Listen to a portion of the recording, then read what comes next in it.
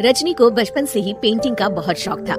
वो हमेशा से ही पेंटर बनना चाहती थी, पर उसके माँ और पिताजी ने उसको कभी भी इस चीज के लिए सपोर्ट नहीं किया और उसकी शादी नीरव से हो गई। नीरव रजनी को बहुत प्यार करता था, पर रजनी हमेशा चुपचाप ही रहती।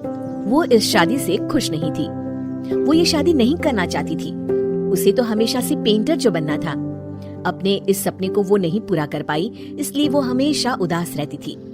रजनी, बहुत ही बढ़िया फिल्म लगी है, कल देखने चले? नहीं जी, कल मुझे बहुत काम है, मैं नहीं जा पाऊंगी। अच्छा तो कोई बात नहीं, संडे को चलते हैं। देखिए, मुझे फिल्म देखना पसंद नहीं है।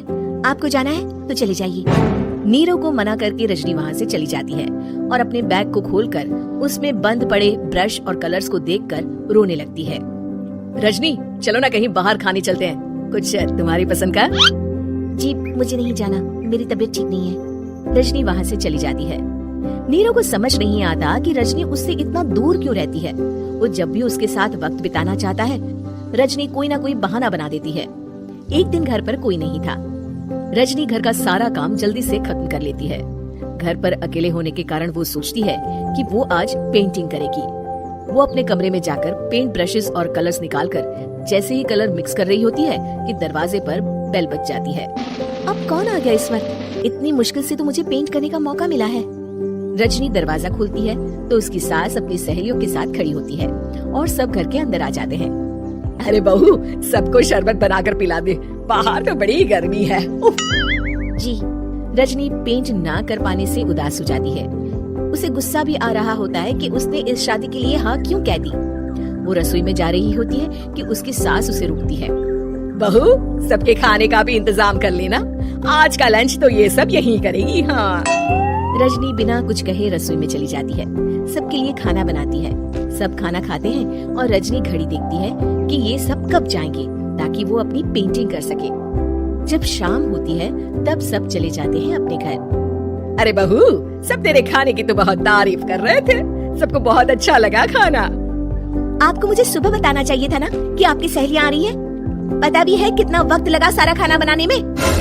अरे बहू, तू ऐसे कैसे बात कर रही है मुझसे? तो और कैसे बात करूं? मैं इस घर की कोई नौकरानी नहीं हूँ कि इतना काम करूंगी। रजनी अपने कमरे में जाकर दरवाजा बंद कर लेती है। शाम को जब नीरव आता है तो उसकी माँ उसे पूरी घटना के बारे में बताती है। क्या रजनी ने आपसे इस तरह बात की माँ? हाँ, और पता नहीं उसे क्या हो गया है, शाम से बाहर भी नहीं आई है। मैंने तो कई बार आवाज दी, खाना भी नहीं खाया उसने। तू ही बात करके देख ले बेटा। नीरव अपने कमरे का दरवाजा खटखटाता है। रजनी, दरवाजा खोलो, मैं हूँ। रजनी दरवाजा खोलती है और फिर वापस जाकर अपने बिस्तर पर लेट जाती है। रजनी, माँ से बात करने का ये क्या तरीका है? मैंने कोई गलत बात नहीं की है। अरे तुम क्यों ऐसे बर्ताव कर रही हो सबके साथ? क्या तुम इस शादी से खुश नहीं हो? रजनी कुछ नहीं बोलती। अरे बताओ मुझे रजनी, क्या ये शादी तुम्हारी मर्जी के खिलाफ हुई है? हाँ, मैं ये शादी कभी नहीं करना चाहती थी। तुमसे क्या, मैं किसी से भी शादी नहीं करना चाहती थी। रजनी रोने लगती है। चुप हो जाओ रजनी, बताओ मुझे, तुम क्यों नहीं करना चाहती थी शादी?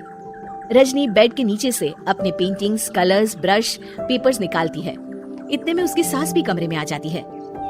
ये देख रहे हो, ये थे मेरे सपने। मैं पेंटर बनना चाहती थी, पर माँ पापा ने कभी सपोर्ट नहीं किया और मेरी शादी करवा दी। मेरे सारे सपने टूट गए। हर वक्त बस गुस्सा आता रहता है मुझे। मैं जानती हूँ कि आप लोगों की इसमें कोई गलती नहीं है, पर मैं क्या करूँ, मुझे समझ में नहीं आता। रजनी फूट फूट कर रोने लगती है। मुझे माफ कर दीजिए, आप दोनों के साथ मैं बहुत बुरा बर्ताव कर रही हूँ। अरे रजनी बेटा, चुप हो जाओ तुम। नीरव पानी लेकर आता है। ये लो पानी पियो और शांत हो जाओ। रजनी पानी पीती है और उसकी सास पेंटिंग्स देख रही होती है। अरे नीरव, हमें तो पता ही नहीं था कि हमारी बहू कलाकार है। अरे कितनी अच्छी पेंटिंग्स बनाई है, देखो तो। ये वाली तो मैं अपने कमरे में ले जाऊंगी। आपको ये पेंटिंग्स अच्छी लगी? अच्छी नहीं, बहुत अच्छी लगी। और तुमने हमें बताया क्यों नहीं? तुम जब चाहे पेंटिंग कर सकती हो रजनी। हम तुम्हारे सपनों को पूरा करने में तुम्हारा पूरा साथ देंगे। हाँ बेटा, हम कला की कद्र करते हैं। हम कलाकार तो नहीं, पर मुझे गर्व है कि मेरी बहू एक कलाकार है। रजनी, नीरव और सास तीनों हंस पड़ते हैं।